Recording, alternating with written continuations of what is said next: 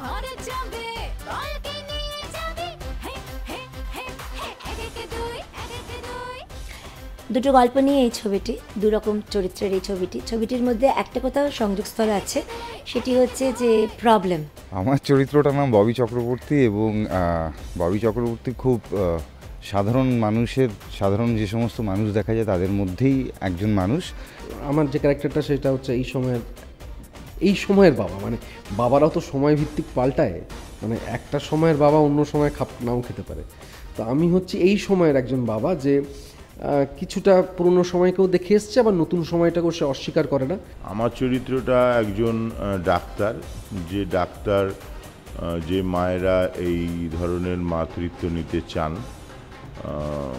তাদের হেল্প করে। আমার বায়োডাটার মধ্যে এটা একটা অন্য ধরনের ছবি, এটা অন্য ধরনের চরিত্র, যেটা আমি একটা মানে আমার টুপিতে একটা নতুন ফেদার আটকালো আর কি। রিমির চরিত্রটি একজন মহিলার চরিত্র, তার নানান রকম লাইফে তো সুখ দুঃখ নানান রকম জিনিস আসে। পরিণতি কী হয়েছিল বলবো না। স্বল্প দৈর্ঘ্যের দুটো ছবি যেটাকে একসাথে আনা হচ্ছে, এবং দুটো ছবির বিষয় কিন্তু একটা থেকে একটা আলাদা।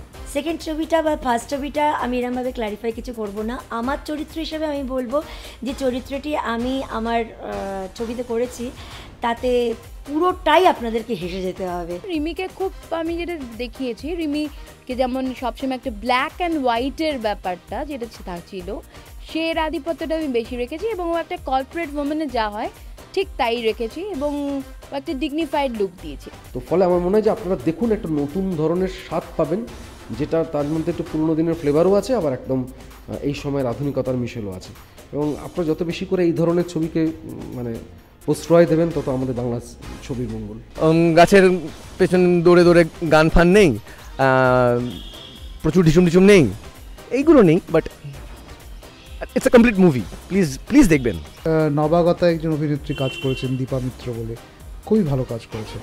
দর্শকদের বলবো একদম অন্যরকম একটা গল্প, একদম অন্যরকম একটা প্রেক্ষাপট, খুব মজাদার গল্প, হাসতে হাসতে আপনাদের পেট ব্যথা হয়ে যাবে। খুব চেষ্টা করেছি খুব মন দিয়ে এটাতে অভিনয় করার, আপনারা খুব এনজয় করবেন।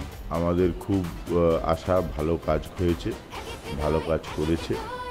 আপনারা সবাই দেখুন, এনজয় করুন, তাহলেই আমাদের এই সমস্ত পরিশ্রম সফল হয়।